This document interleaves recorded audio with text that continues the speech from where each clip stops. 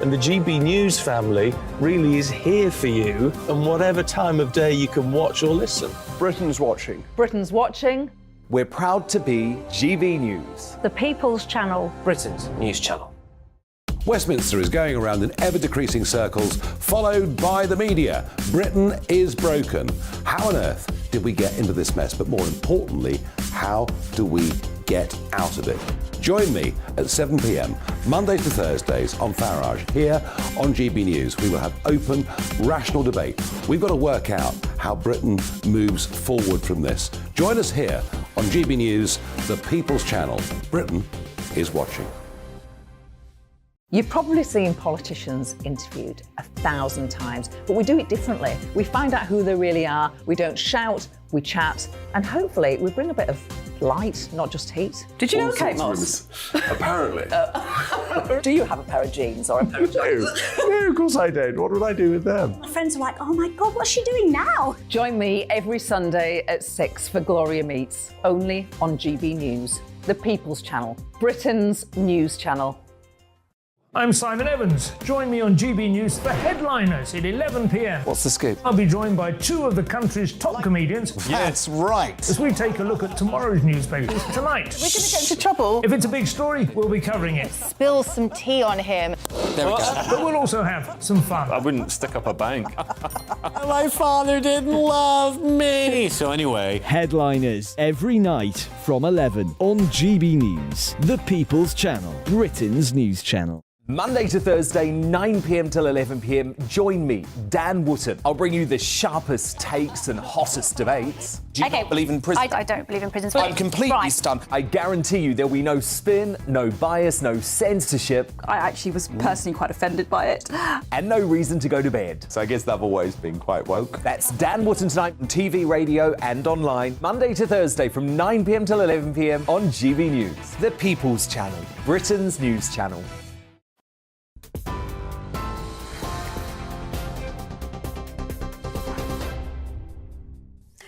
Good evening, I'm Tatiana Sanchez in the GB newsroom. Nurses are calling for a double-digit pay offer to prevent further strike action. The head of the Royal College of Nursing, Pat Cullen, told the Sunday Times the government risks another 6 months of industrial action if negotiations aren't reopened. Members rejected a 5% offer, which was accepted by 14 other unions. A new ballot for strikes is set to be held later this month. Gatwick Airport was forced to shut a runway for almost an hour following a suspected drone incident. Flights were temporarily suspended and 12 inbound planes were diverted to other airports. British Airways says one of its flights was affected, landing at Stansted before refuelling and returning to Gatwick. A spokesperson for Gatwick Airport says passenger safety is the airport's absolute priority and the investigations have now been completed. Suggestions of unrest within the Conservative Party are being downplayed after the Prime Minister was blamed for the recent local election results. Rishi Sunak's facing criticism after nearly 1,000 councillors were lost and the decision to scale back post-Brexit plans to scrap EU laws. Former Home Secretary Priti Patel accused the leader of failing to listen to his party, adding the Tories hadn't covered itself in glory since Boris Johnson's leadership. Energy Secretary Grant Shapps says the Prime Minister is doing the right things and people need to be patient. I think this, and she was referring to this set of elections, which were obviously very difficult for the Conservatives. There weren't a good set of elections for us. But this was the first opportunity people have had to comment on all the shenanigans of last summer and those many leadership changes that went on. I think people were venting their frustration. I actually think that Rishi Sunak, in his 5-point plan to halve inflation and grow the economy and reduce our debt and cut the NHS waiting lists and stop the small boats, I think he's doing exactly the right things, and let's judge him against that. Let's judge this government against that when it comes to the next election.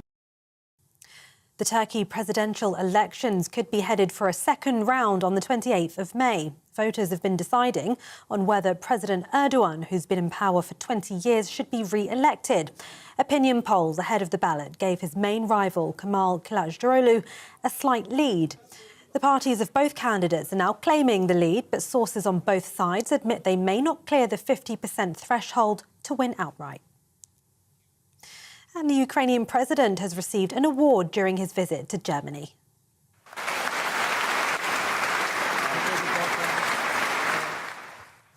He was presented with the International Charlemagne Prize of Aachen in recognition of the Ukrainian people and Volodymyr Zelensky's fight for freedom against what's been described as the unjustified Russian war of aggression. The board of directors said the award underscores the fact that Ukraine is part of Europe and the country supports the bloc's European values. Zelensky is now in France meeting with the French president at the Élysée Palace. France is expected to reaffirm its military and humanitarian support for Ukraine. TV, online, DAB+ radio and on TuneIn, this is GB News. Now it's over to headliners.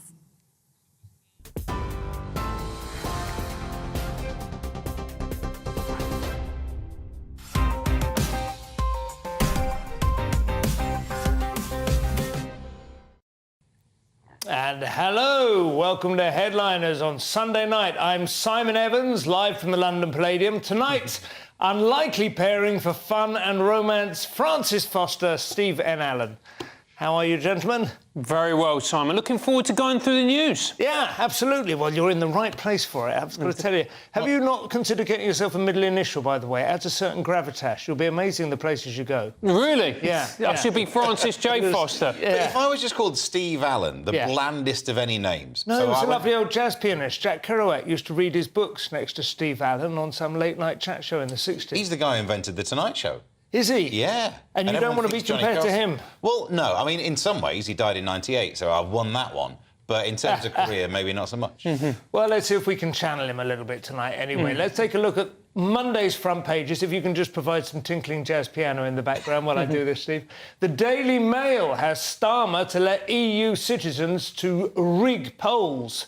Fairly clear where they stand on that policy. We'll be taking a look at it. The Sun, Furious Phil calls in lawyer. That is the ongoing this morning shenanigans. Guardian has Braverman rejects Tory calls to ease visa rules, and a picture of Mo Farah, whose documentary has won an award. iPaper has Sunak under pressure to get tougher on migrants, or on their numbers, I think more exactly. The Express, outrage over Labour plan to reopen Brexit as a subject for conversation. I've only just got rid of it in our family. And finally, the Daily Star, Scandi chill, then heatwave, summer on hold. Those were your front pages.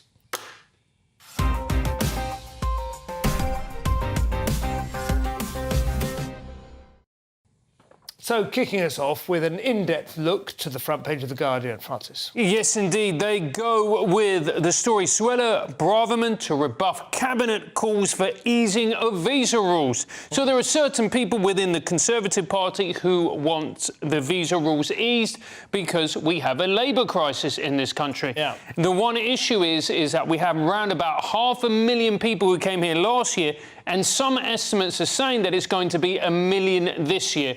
And Suella Braverman's argument is that actually what we need to be doing is we need to be training the people we already have in this country to be filling those roles and not importing people from overseas. I mean, you can see the point, Steve. This is not just record numbers. I mean, they're absolutely towering against previous numbers. 500,000, we still have a labour crisis. 1 million this year, possibly. Certainly 700,000, I think, is the downside estimate.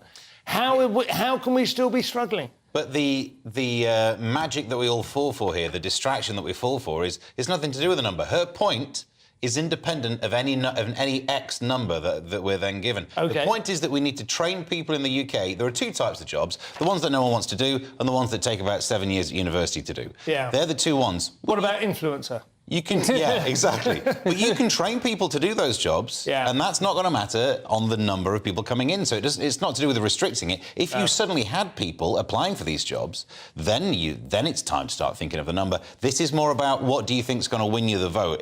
Would you rather present to the nation a poor economy but low migration numbers, or high migration numbers but better economy? Which do you think is going to win you the election? The irony is the very people who are sentimentally attached to a homogenous society, to a low immigrant society, tend to be the elderly, who are the very people who are creating the need, the ageing society and the need for social care and so on, and the NHS. I mean, it's the NHS and care homes which are the two main employers of people. I think that would be fair to say. Yeah, it would be fair to say. And the NHS, we funnel billions into it every year. It's an absolute drain because we have an ageing population. And the reality is as well is that we've also got a brain drain from this country. Many of our doctors are going to places like Australia where there's better conditions, better pay. So then we are having to import these doctors in as well. Well, that does seem to be like a world trade in trained medical staff, doesn't it? Yeah. You basically train in your own country and then you find a better country to live in. Exactly. And maybe Australia is the top dog, is it? I don't know. Listen, when you abandon anywhere for Australia, you have to be worried.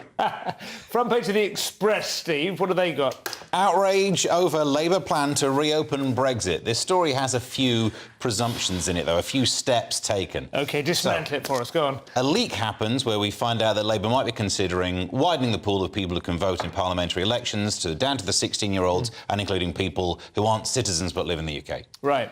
And from there, then there's a lot of logic, a few steps happen that this is then reopening Brexit, because the people that you would then be including are more likely to be Remainers, so maybe they are somehow setting this up. It depends which. There are two arguments. One is they're all Labour voters, so they're doing it to rig, and that's the front page of the Daily Mail. Yeah. Rigging the elections in favour of Labour. The Express goes, no, they're rigging it in favour of a different thing, of having another referendum. Of all the things that they've come out with two main planks, which are planks or whatever, they're like aspects to their potential voting reform. This is the less worrying to me. The other one being lowering the age at which you can vote from 18 to 16. I have a son who will be 16 in a couple of months' time. The idea that he had any kind of hand on the tiller. It's just terrified me. 18's an arbitrary number as well. You can point to some idiot 18-year-olds as well. Well, all numbers are arbitrary, but the point is you set it's a bit like 18 to buy a drink in a pub. You set the age maybe a couple of years older than most people might be able to handle a drink, but at the point at which you know. But obviously they are going to be biased. We do know that, obviously, but then again, the pensioners are biased as well, of course. Everyone has a bias, but I just don't think 16-year-olds have quite grasped the downsides of free. Also, as well, I mean, this idea that Labour are going to try and overturn Brexit, I find utterly fanciful. I do think that Keir Starmer, in particular, learned his lesson from the debacle that was the 2019 general election. He's learned his lesson, and he realises there's simply no way that he can do that. He's New Labour on steroids, though. We did he last is. night, and New Labour were quite pro EU, won't they? I don't know. It's a tricky one for him to square that circle. Yeah, he's still pro-winning an election, which means not mentioning Brexit right now. Yeah. Well, we'll be coming on to Labour's woes in a little more detail later. Son, Francis, a major celebrity story. Absolutely. It's your favourite, Simon. It's Philip Schofield. I know you're a big fan. So anyway, Philip has hired a lawyer to help him in this morning fallout with Holly Willoughby. Wow. And apparently they don't get on anymore. I don't particularly care, but apparently a lot of people do. Big show. It's a big show. They don't care, and Philip is worried that he's going to get fired. And does anyone care anymore? Well, I don't know. think he is a bit tired, isn't it? But they've been on there for a very long time, and but we've all grown up with Philip Schofield. He used to be on CD UK or whatever with that rat, didn't he? A long time ago. Listen, so much there with that rat. You need to be fired. Gordon the Gopher, the well-known rat. You called Gordon a rat? You disgusting man. But hang on, what's happened here? Because it's quite interesting. There's a lot of talk on Twitter. I haven't followed this, but obviously he came out as gay just before. It was just before or during the pandemic. Just before, I think. Yeah. So now pandemic made him gay, Simon. So now there's slightly more. Sort of salacious gossip going on about that. Had he been, cheating on his wife and da da da? And there's this suspicion. It's like the kind of classic BBC thing. Who knew? How much did they know? And she apparently is worried that she's going to get tainted with that. I don't know. This is one angle of it that I'm hearing, and that makes me feel a little bit more interested in it than just they've been bickering, because if she's been expected to sort of carry this burden of a dirty little secret, I suppose that is quite unpleasant, isn't it? Well, I still can't muster caring though, No, because it is two no. celebs. I mean, basically, they'll plough on. Someone online was saying something about how these people are irreplaceable. They're irreplaceable on the TV show called This Morning with Richard and Judy. Yeah. That then got rid of Richard and Judy. And It's a bit everyone's like replaceable. Taggart. It's been a melder. He carried on being Taggart even after he was dead. Well, finally, the Daily Star with the weather story. What can we get out of this? It's going to be hot after it's been less hot. OK. I'll give you the full version. Summer on hold. Summer won't fully hit until next month due to a Scandinavian shiver, forecasters said, but then it'll be 27 degrees Celsius. That story again, it'll be hot after it's been not quite so hot first. It has been a bit rubbish this year, I will say that. Yeah, it has. It has. Pretty wet. Pretty wet, pretty miserable. There was a time I was wearing a jumper and a jacket, Simon, in May. No, it's not on, is it? It's not natural. Not even, especially for a man with your complexion. Yeah, exactly. Exactly. I don't even know what that means, but whatever it means, I'm in agreement with you. Right, that'll do for part one. Part two, we go deeper. We have chewier stories. We have Amazon shenanigans. We have the jury out on Juries Out. And a bit of ooh la la, you're a sex offender in Paris. We'll see you in a couple of minutes. It's all about family, being in people's living rooms, all the interaction and getting to know who our viewers and listeners are. When I was young, my dad used to say, Nana, stop arguing. I wanted an outlet that would enable me to give my opinion. People are going through a really hard time right now, and I know that you don't feel like you're being listened to by the establishment. I came to GB News because it's the People's Channel, and I want the audience to have their say on the events of the day. We're dynamic. We do something different. Democracy shows that the wisdom of the nation is in its people. I get to travel to find out what the story is from a personal perspective. The British people aren't fools. We know when we're not being told the full story. We've got to work out how Britain moves forward from this. It's the best country in the world. The establishment had their chance. Now we're here to represent your views. Britain's watching. Britain's watching. Britain's watching. We're proud to be GB News. The People's Channel. Britain's news channel. So Jubes and Co, we tackle the issues of the day with real robust debate, both sides of the fence, battling it out with me in the middle with my forthright opinions and views. And often really interesting things happen because you start with a position and then by the end of the debate you find actually, well, I might not have thought about that one. What we need in this country is 2 new political parties. You should maybe think about doing a 2024 calendar. I'm Michelle Dewberry and I'm keeping you company right through until 7 o'clock this evening. GB News, the People's Channel, Britain's watching. Join us every night on GB News at 11 p.m. for Headliners, which is 3 top comedians going through the next day's news stories, which is exactly what you need, because when the establishment has gone crazy, you need some craziness to make sense of it. So join us 11 p.m. every night on GB News, the People's Channel, Britain's news channel. Join me, Camilla Tominey, on Sunday mornings from 9:30, taking the politicians to task and breaking out of SW1 to see how their decisions are affecting you across the UK. Bursting the Westminster bubble every Sunday morning, only on GB News, the People's Channel. Britain's watching.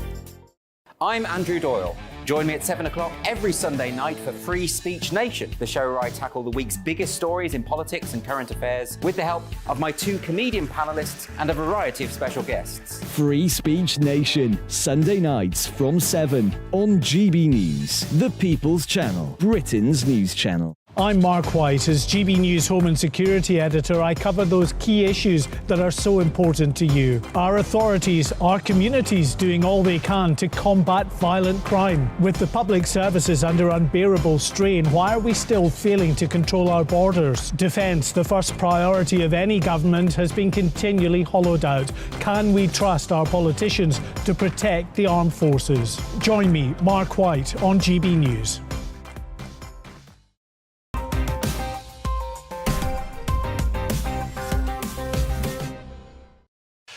Welcome back to Headliners. Welcome back. I am your driver, Simon Evans. I've got Francis Foster on top and Stephen Allen hanging out the back. So, our first story is in the Telegraph, Francis, and SNP funds have been flowing in the wrong direction from the Firth of Forth into the mighty Amazon. Well, this is a explosive story when it comes to the SNP. No pun intended, with referencing what you said previously. Officers are examining online purchases of items amid claims they are looking into 1,000 alleged instances of criminality. And so this is a story right now that I think could sink the SNP.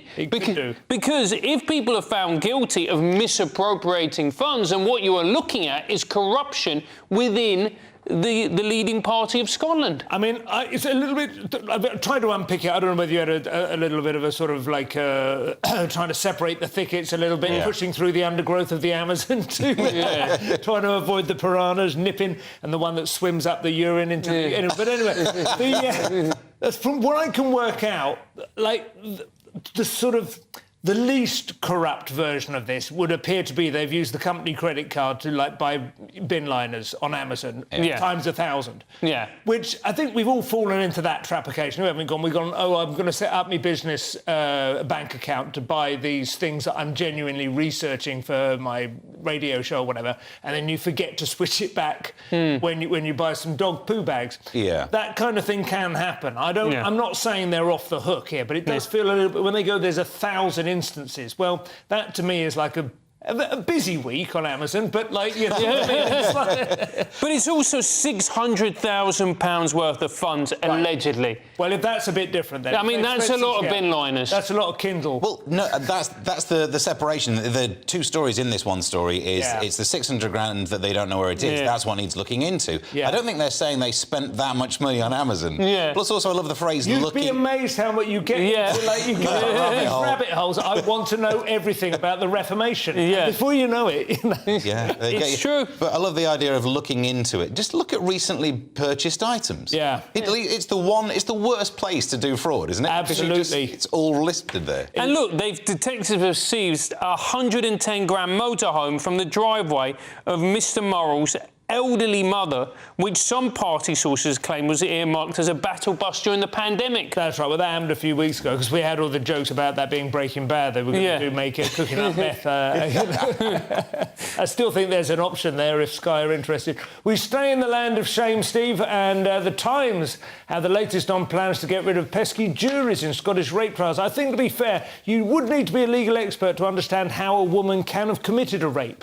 Their headline, no jury trials are threat to Scottish courts. This is Lord Hope of Craighead, but I believe you can buy these titles online. You buy a square foot of Scottish territory. I like Lord Hope. Yes, it sounds that's good, the like one to something go for, isn't it? From Pilgrim's Progress. But makes a really good point about undermining the judicial independence. Because the problem is they're saying there's not enough of a conviction rate of rape trials, but the solution is to get rid of juries. You still should have the right to be tried by your peers. This is the basis of it. So what you've got is that Lord Hope, saying that it leaves him very uneasy that they could remove justices if they don't... and I looked at his photograph, and he looks quite serious and sober, I have to say, despite the made-up name that you think is bought off the internet. He looked quite a serious player, But also, previously, someone said that this could fall foul, there's a pilot scheme, could fall foul of the European Convention on Human Rights. Oh, you like it now? That would be fun, wouldn't it? That happen. I'm a little bit torn on this, I must admit. But I have a couple of friends in the law. I studied law, I was going to be a criminal barrister and stuff. And, you do have the voice, Simon. Well, instead, here I am telling lies to strangers for a living, as I say. But the problem is a lot with the rape cases is that juries do kind of feel it's a bit he said, she said, and they tend to err on the side of I don't want to be responsible for ruining some young blokes. Do you know what I mean? Whereas perhaps, there is that. I do understand that argument. I'm not saying that, and therefore I think it's right. But the reason we have a jury system is that it's far more difficult for it to become corrupted. It's far more difficult to bribe them. You do worry that when it is just one judge in a particular trial, I don't think it's not bribed by rapists. Maybe this is what they've been spending all that money on Amazon. I think it's more the pressure of the numbers. The jury won't care about the hit rate. They won't be measured into later on. But I think the point is less to do with If a jury has a problem with what they say is rape myths, of misunderstanding things, well, then you educate, you find a way of explaining to the jury and getting them set up to be a good jury. You don't think, well, they can't be trusted. This is what the judge's job is, to say, if you believe, if you feel it has been, made clear, if you think the overwhelming evidence is in, then you must find guilt, or you must this. Yeah, it doesn't. I mean, that's the judge's job, isn't it? Is to clarify the implications of the facts as they found them. I think it's going to just be a matter of time before they just parachute Humza Yousaf into every court and he just decides. That would be the end game, certainly. Back to the Telegraph now, Francis, and France are introducing a system to help Catholics make sure their priest is at the right level of sex offender. Well, this is correctly. Finally a story that we can all get behind.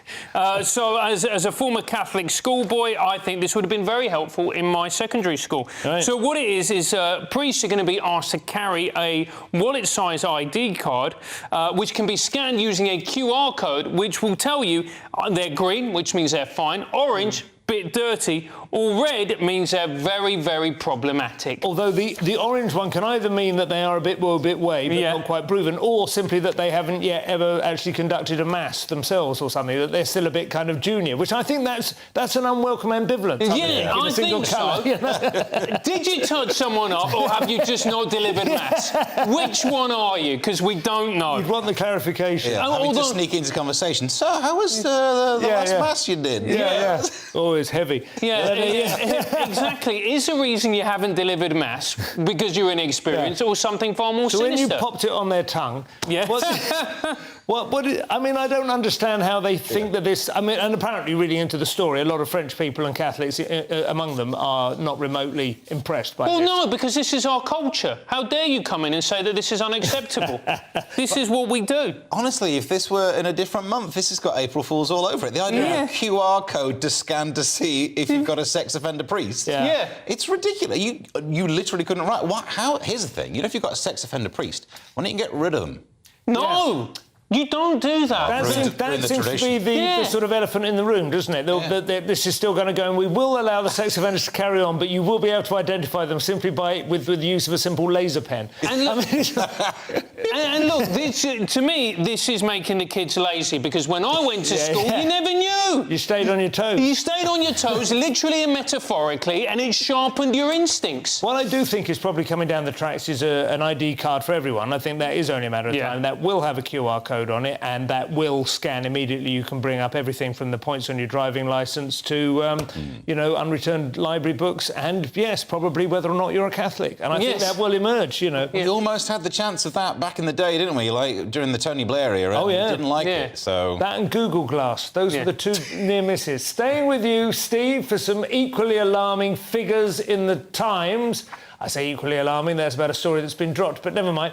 The people who want to change their figures and a good deal more, this is Civitas, the think tank, gives us this headline. 1 in 10 older teenagers would like to change their gender. So Civitas did a survey. Yeah. And some of this is interesting. The children between 16 and 18, a tenth of them say that they have already done so or want to change their gender. You could have a side argument about the definition of sex. What does that mean? It's not the same as a sex change operation, of course, is it? That could just be the form filling. And by change it, do you mean it implies flip to the opposite, but actually not have one, be gender neutral, all the drop down options. Weekend buy, that sort of thing. Sounds like property. Pescatarian. However, some other things in the survey as well. They talk about sex education. A quarter said that their sex education lessons included bondage, domination, and sadomasochism. See, now that I do think is an improvement, don't you? Finally. As was so basic. Yeah, but do you remember useful stuff? Do you remember? I'm going to recount my Catholic school days. All I had for sex education, we were marched into a room where there was a particularly angry-looking nun who would then explain to us every different type of sexually transmitted disease. And that was it. And that was it. Including babies, of course, which are the worst kinds. Yeah, exactly. Babies. And by the way, AIDS. Thanks. See you later. I remember Simon Bligh used to, because he was Catholic, because Simon Bligh was a stand-up, and he used to do a lovely bit where he would, it was described that the nun teaching sex education, you pull down the chart and it's the womb and the fallopian tubes, and it was designed to look exactly like Satan with the with the horns. Anyway, that's all you need to do. But I mean, I don't know. Some of it seems to be less. It's not fear-mongering. For instance, it says that they do still recognise Christmas, Easter and Remembrance Day ahead of Black History Month, Pride or International Women's Day. They haven't been, it seems, battered with lectures about microaggressions or toxic masculinity. It does seem like the kind of concern and identity crisis around trans and sexual identity, though, is a bit... Well, I don't know. I think parts of this survey is a little bit loaded. The bit where it says the survey asked teenagers if they've been taught about white privilege, unconscious bias, microaggressions. The point of that question would be, have you heard of it? Yeah, right. If it's been mentioned in the same way that now we all know these words, you'd say yes to that question. Yes. So actually, you might not be taught in some sort of terrifying, rigorous lesson that you're made aware of its existence. Were you taught with electrodes attached to your forehead? Yeah, to make sure you were paying attention.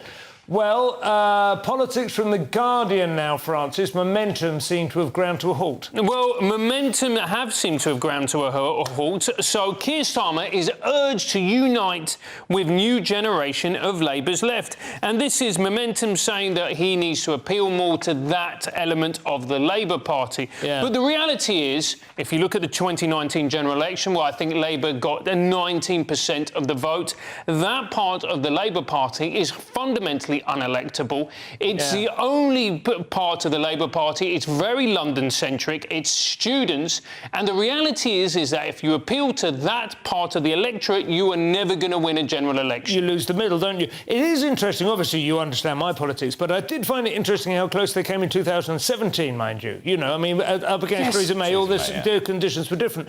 But that was, that was a close shave. But the thing was with that as well is that we're ignoring the issue with Brexit with that one. And that was with Theresa May deliberately fudging Brexit and not making a decision. And the whole thing was a complete shambles. I don't know if you saw Simon Fanshawe, who's occasionally behind this desk, that desk on this show, wrote a piece in The Times today talking about the sort of shrill behaviour he'd encountered at an Oxford Union debate, I think, and he was talking about the tendency of students in particular to sort of emphasise the margins and try and cancel and diminish the centre. And he said the future of politics and the winners are always those who build coalitions at the centre, and marginalise the extremes. But Labour has been going down this other route. Well, I actually think that Keir Starmer's done very well with this. If you look at the fact that he expelled Jeremy Corbyn, he also got rid of Diane Abbott as well with her ridiculous comments about anti-Semitism. You've only got to wait and these people will say something, haven't you? It's like you just put a few elephant traps out there and into them they pop. I think he's basically expunged all the major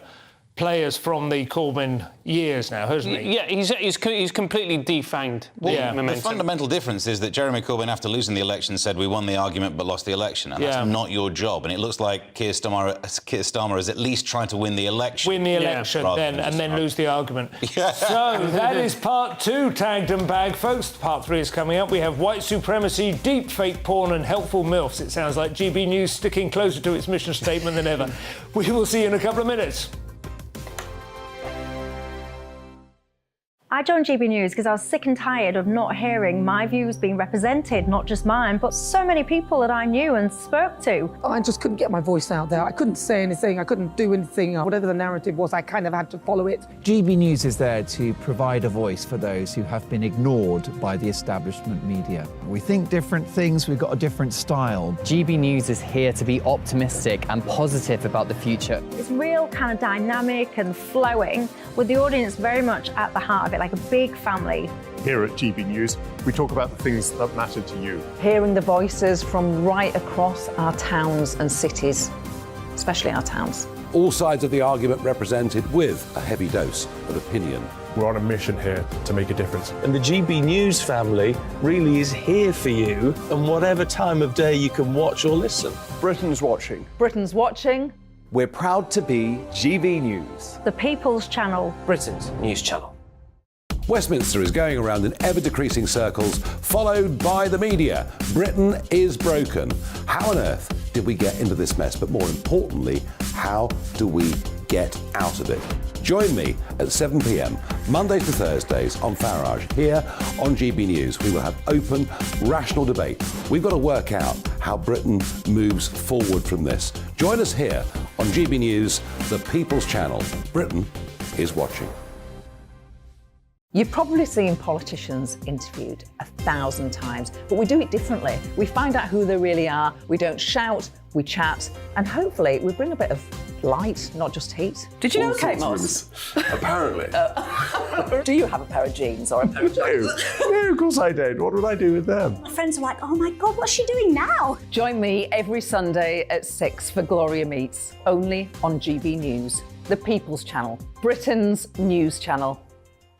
I'm Simon Evans. Join me on GB News for Headliners at 11 p.m. What's the scoop? I'll be joined by two of the country's top comedians. That's right. As we take a look at tomorrow's newspapers tonight. We're going to get into trouble. If it's a big story, we'll be covering it. Spill some tea on him. There we go. But we'll also have some fun. I wouldn't stick up a bank.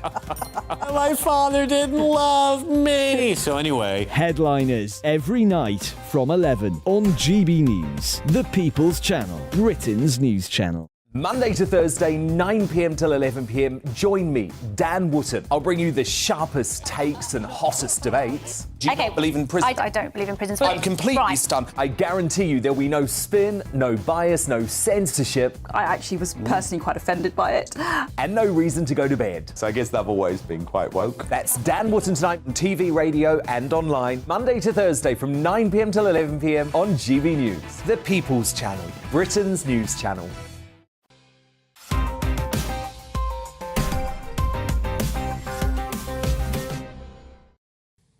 And welcome back to Headliners. So we start with the Mirror, Steve. Prince Andrew is struggling to make rent. Perhaps that'll make him sweat, finally.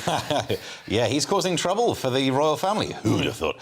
Prince Andrew refusing to leave Royal Lodge despite not being able to afford the upkeep. Yeah. Because they're not giving him the money to afford the upkeep. It's not like he was working for it, don't worry. He's claiming squatters' And rights. he's not like paying mortgages or anything like that. No. This is just sort of annual clean or something? I mean, Just what is running the costs upkeep? of it. I guess there are people and things. I think it's 30 rooms or something, so I suppose there's going to be quite a lot of heating costs, but still. I am absolutely disgusted with the way both of you are talking about a venerable war hero. What that man has done, he went on and he killed about 3 Argentines with no guns.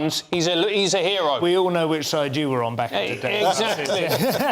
Exactly. My uncle. The Foster family. Yes. So, but seriously, he was on 250,000 a year or something. It wasn't like a vast. I mean, it's like a healthy salary, obviously, but it's not like he was on millions and millions, and now it's been sliced down. Yeah, and now he gets his Navy pension still. Yeah. And the idea was to move him across to Frogmore Cottage, which is one of the biggest misnomers. Not a cottage. No, wasn't that where Harry wasn't it? Yeah, it was very nice. Yeah. Well, the obvious thing to do is surely Airbnb. I mean, you've even got the available pun there, haven't you? Although that is not quite air. Yeah. Exactly. The idea is to get Prince William into the Royal Lodge because it's good. Apparently, it's good for having young people around there. So I wonder why. Well, not Prince with Andrew.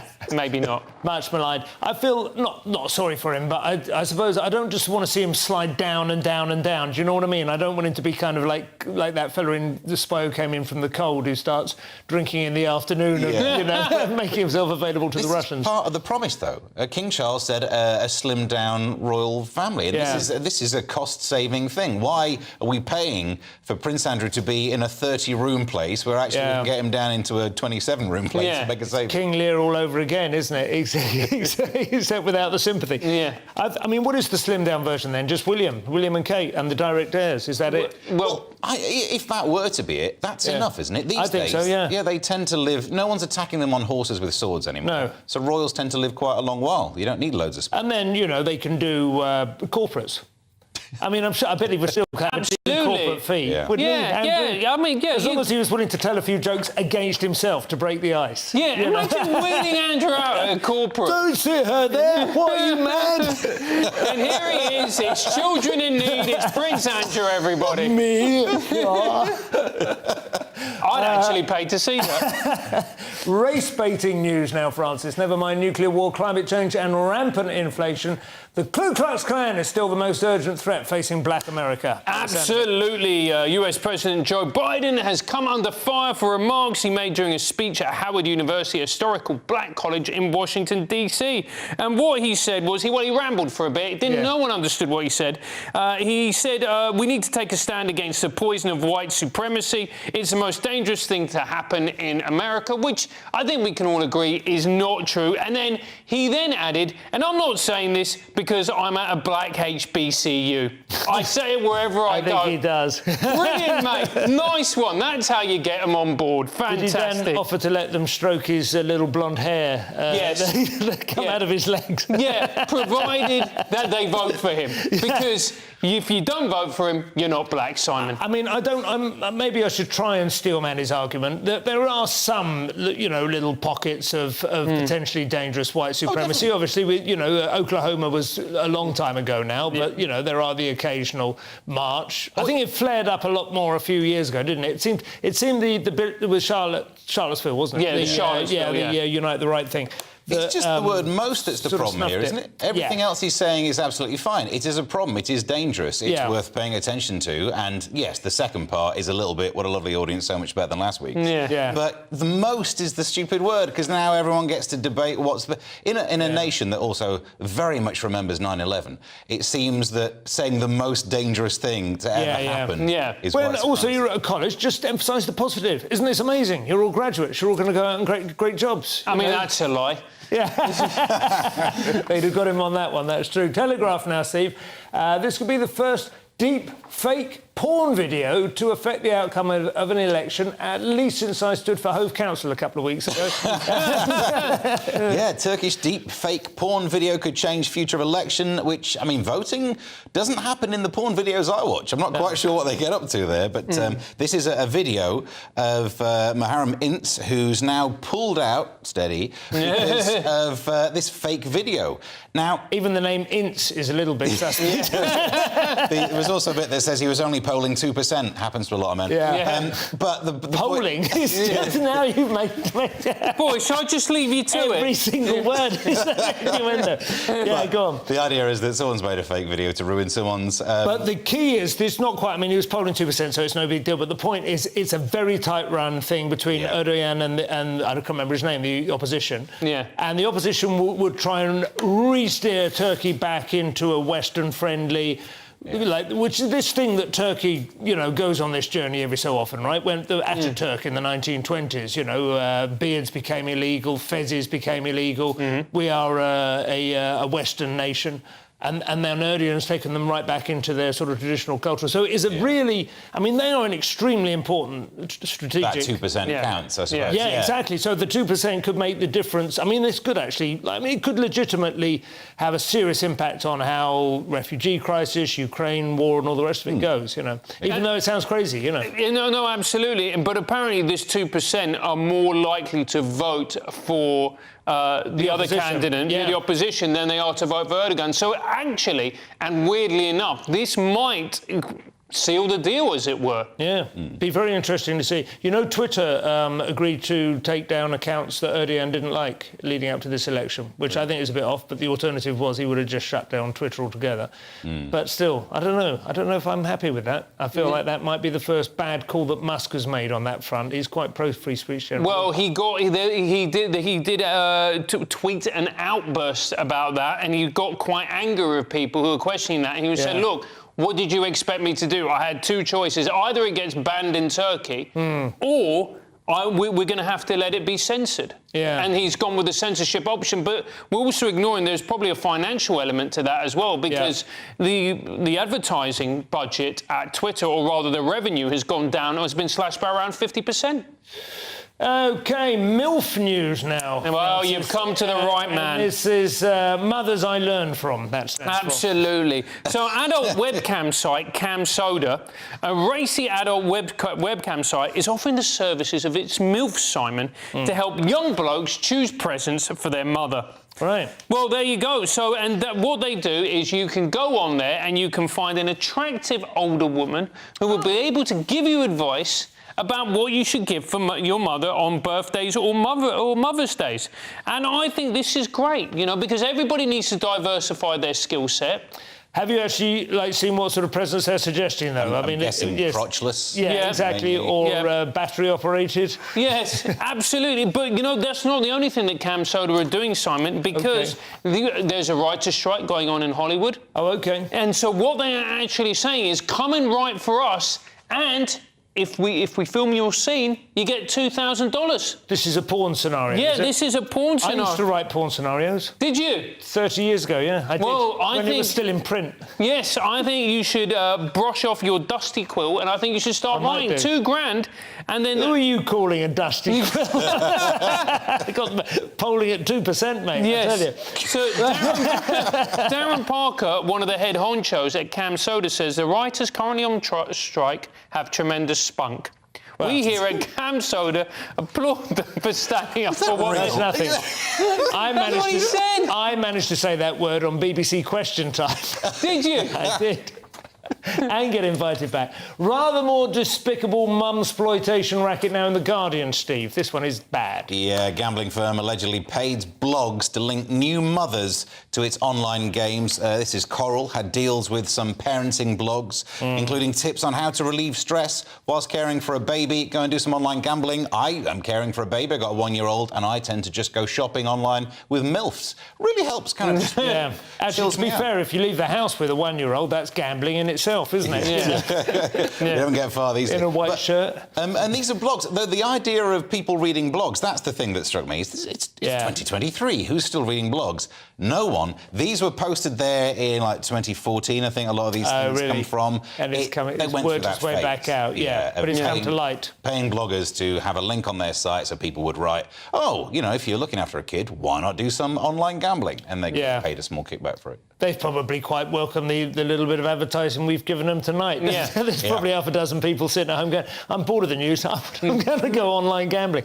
I've never, ever done it. I just wouldn't trust it. You wouldn't trust it? I must admit, I get nothing from gambling. It does nothing for me. You know that little dopamine hit you're meant to get? Yeah. Nothing. I get it a little bit. I have been in 1 or 2 casinos, get it a little bit, but I'm so much more affected by losing. Yeah. I mean, I'm so loss averse compared to excited when I win. You know, it's really can ruin my whole night, whereas a win is like, oh, well, that was fun, And also, if when I was at school, my maths A-level was, instead of being pure and applied, it was pure and stats. That ruins it for you. You just look at the probability and think, well, that's pointless. But I have a mate, and he started off going into betting shops when he was too young to do so. By the time I met him at university, he was a very well-established gambler. Now he is a commodities trader, you know. Oh, really? And he does use exactly the same, you know, and he says it's the same job. It is exact, and he also spends his weekends gambling still, you know. So just absolutely loves it. But you can make a living. That's comforting. Yeah.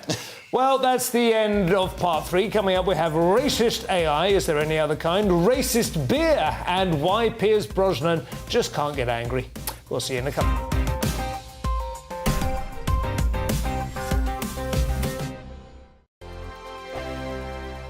Monday to Thursday nights on GB News. At 6, it's Deebs & Co. 7 o'clock, Farage. At 8, join Jacob Rees-Mogg. And at 9, Dan Wootton Tonight, followed by Headliners. On TV, radio and online. This is GB News. First and foremost, I am a GB News fan, and I was before I was working here. Just love the fact that we're asking the questions that a lot of establishment media won't ask. With a bit of a twist, we not only want to inform you, but we want to keep you entertained. It's worth the drive because you get in and the team's all ready and waiting, they're itching to go, and it's a proper little family. GB News is the People's Channel. It's the audience that makes the programme sing. We're giving our viewers and our listeners a voice. I see the thousands of your letters, tweets, emails, you name it, coming in. Britain is broken. How on earth did we get into this mess? But more importantly, how do we get out of it? The establishment had their chance. Now we're here to represent you. It's time for something different. It's time for GB News. I'm very patriotic. I believe in Britain. Our best days lie ahead. Britain's watching. Britain's watching. Join us here on GB News. The People's Channel. Britain's news channel. Join me, Patrick Christie's Monday to Friday, 3 till 6. We tackle the day's news agenda like you've never seen before. It's high tempo, high octane, the most controversial topics, and the best guests. You will not be able to take your eyes and ears off it. I'm not afraid to ask the questions that you really want answered. 3 till 6 p.m, Monday to Friday on GB News, the People's Channel, Britain's news channel. GB News has its own late-night paper preview show, Headliners, where comedians take you through the next day's top news stories. You don't have to bother reading the newspaper, we've got it covered for you. Headliners, every night at 11 p.m, and repeated every morning at 5 a.m. We won't send you to sleep like some of the other paper review shows out there. GB News, the People's Channel, Britain's news channel. Start the day with GB News. We catch up on all the big stories you didn't hear the night before. And take a look at what the world's talking about this morning. That's right, Monday to Thursdays from 6 o'clock. It's Breakfast with Eamon and Isabel. Straight after breakfast, join us, Bev Turner and Andrew Pearce. We're going to take you through till noon. We'll be tackling the big topics of the day, including the things that the other channels just won't talk about. If it's happening here. Wake up to mornings on GB News, the People's Channel, Britain's news channel. I'm Jacob Rees-Mogg, the Member of Parliament for North East Somerset and a former government minister. For years, I've walked the corridors of power in both Westminster and the City of London. We need to have the arguments, the discussions on how we make it better. Crop failures, famine, war, suffering on a scale completely unimaginable. We are putting the cart before the horse. As Charles I said at the scaffold, he was the true defender of liberty. Yeah, I've completely derailed the conversation. Join me Monday to Thursday at 8 p.m. on GB News, Britain's news channel.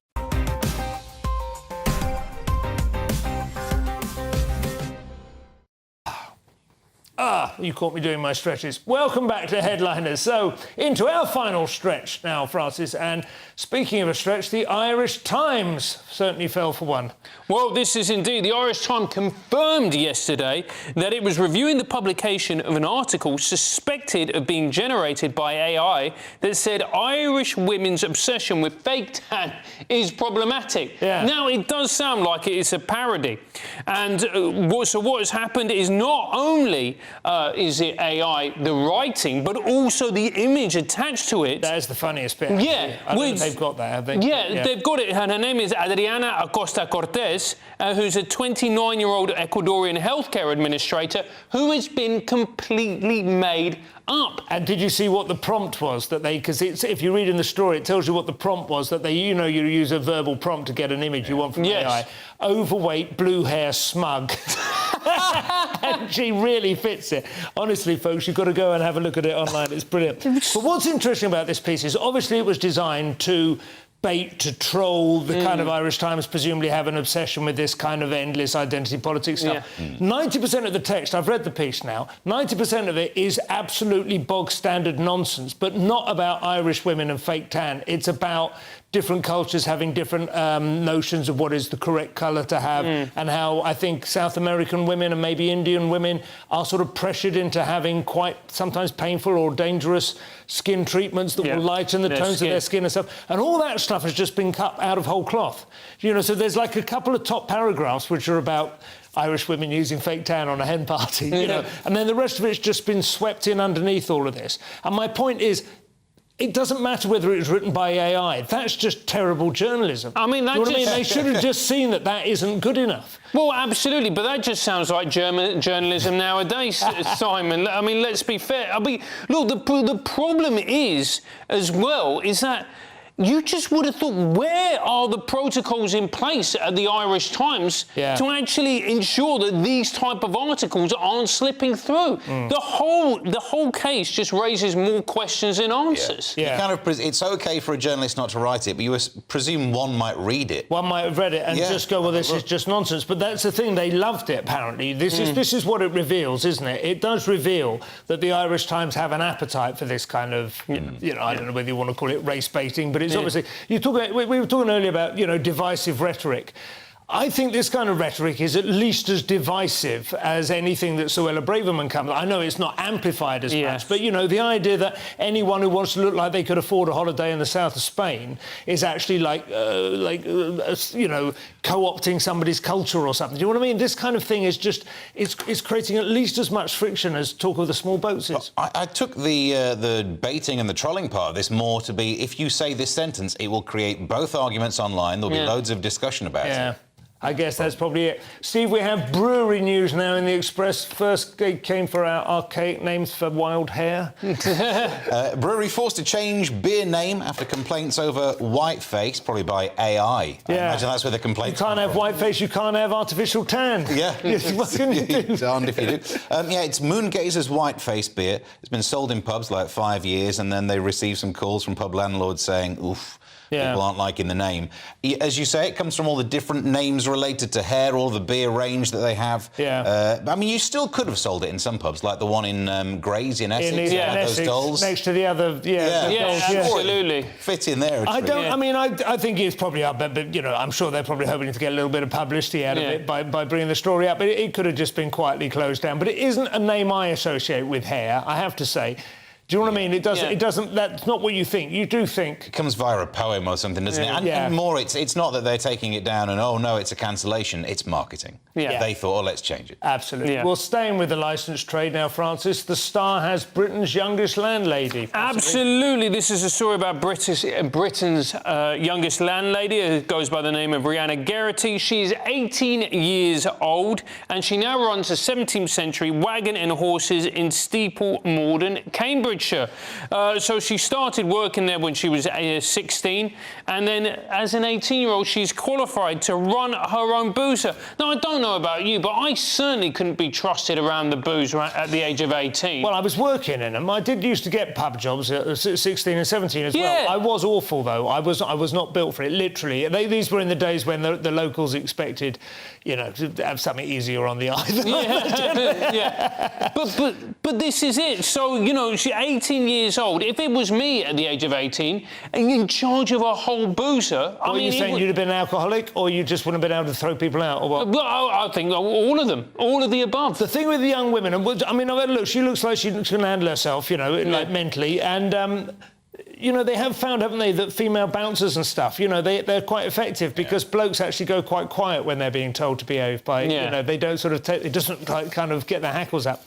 I don't know, that may be the advantage that she's playing with. We have a final story now, inspirational words from everyone's third favourite boss, Steve. Piers Brosnan insists he's incapable of feeling anger, and I looked at the headline and I thought, you're a celeb, whatever bothers you? But then you find the details of his life. He's had some tragedy. Lost a wife and a daughter, adopted a daughter, but it's a huge tragedy, but then doesn't connect with the anger. Well, no, stepdaughter by the wife. They had an inherited... Yes, but he adopted her, but it was, you know, she was related. She was a blood relative of the woman he'd married, and she had the same inherited ovarian cancer. So he's been through a lot, but he meditates. And do you know what? If you look at all the different Bonds, he is probably the one who doesn't get angry. Timothy Dalton can't, I imagine, but just didn't quite have the oomph. But the rest, I'm glad that he's got this level of peace in his life. I mean, well, I always thought Roger Moore seemed to be a pretty together guy as well. He used to like to talk about his UNESCO business and all the rest of it, didn't he? But he seemed to be... Sean Connery, I remember in later life, liked to tell his viewers that the women needed knocking around a bit on a regular basis. But that was just a different time. I do like... Simpler time, Simon. Simpler time. I like Piers Brosnan. As long as he doesn't try and sing ABBA songs, I've got no problem, to be honest. Well, look... When you hear these stories like this, you do, like I say, you do get a little bit annoyed. It does sound annoying. It sounds a little bit yoga mat for my taste. Yeah, I know what you mean. I think the thing with Piers Brosnan, he's probably just had somebody's gone, so do you feel angry? And he's gone, no, there's no point in being angry, is there? And everyone's gone, oh, Piers Brosnan is the reincarnated Dalai Lama. Well, no, because he didn't do that dodgy thing with a kid that the Dalai Lama did. Suck my tongue. The show is... That'll get me cancelled now. That'll be clipped. The show is nearly over, so let's take another quick look at Monday's front pages. We have the Daily Mail. Starmer to use EU citizens to rig polls. The Sun, have furious Phil calls in a lawyer. That is Philip Schofield. Guardian, Braverman rejects Tory calls to ease visa rules. The I paper has Sunak under pressure to get tougher on migrants. Express has outrage over Labour plan to reopen Brexit. And finally, the Daily Star, Scandi chill then heatwave, summer on hold. And those were your front pages. That's all for tonight. My thanks to Francis and Steve, both of whom are available for Father's Day gift advice, clothed or unclothed, on their respective OnlyFans. Tomorrow night, I'm hosting again with Leo Kearse and Lewis Schaefer, fighting in the Captain's Town. Meanwhile, if you're watching at 5 a.m, stay tuned for breakfast. If you're watching live, you gave it your best. Now get you some rest. Tomorrow's a new working day. Good night. I'll see you tomorrow.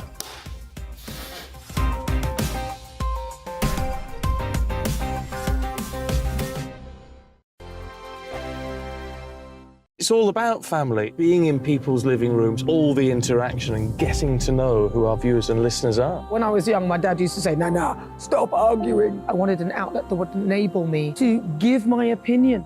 People are going through a really hard time right now, and I know that you don't feel like you're being listened to by the establishment. I came to GB News because it's the People's Channel, and I want the audience to have their say on the events of the day. We're dynamic. We do something different. Democracy shows that the wisdom of the nation is in its people.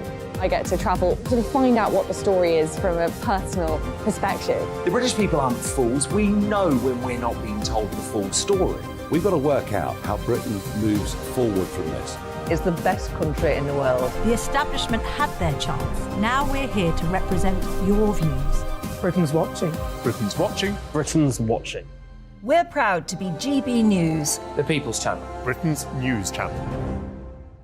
So Dubes & Co, we tackle the issues of the day with real, robust debate, both sides of the fence, battling it out with me in the middle with my forthright opinions and views. And often really interesting things happen because you start with a position and then by the end of the debate you find actually, well, I might not have thought about that one. What we need in this country is 2 new political parties. You should maybe think about doing a 2024 calendar. I'm Michelle Dewberry and I'm keeping you company right through until 7 o'clock this evening. GB News, the People's Channel, Britain's watching. Join us every night on GB News at 11 p.m. for Headliners, which is 3 top comedians going through the next day's news.